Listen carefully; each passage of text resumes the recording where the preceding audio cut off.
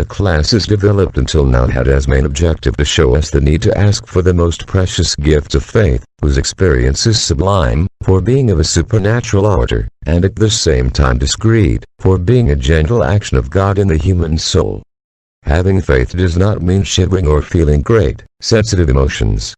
Faith is an act of intelligence and, as such, it is always accompanied by some inner illumination, which can be aroused, either by preaching, or by reading a pious book, or even during a moment of prayer.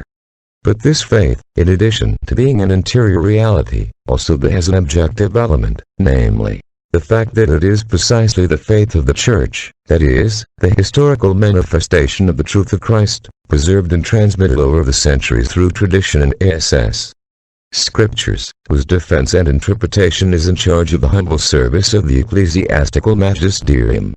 This is a very important point that separates us from the Protestants.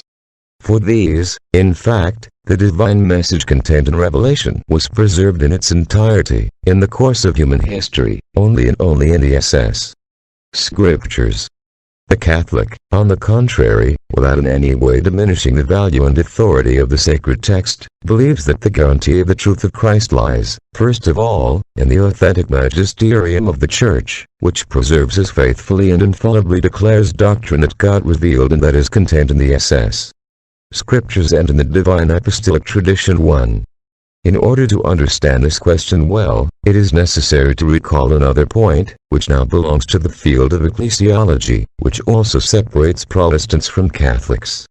For the former, the Church is a homogeneous block whose internal parts are not distinguished by any particular note. There is no priesthood or hierarchical distinction among its various members here.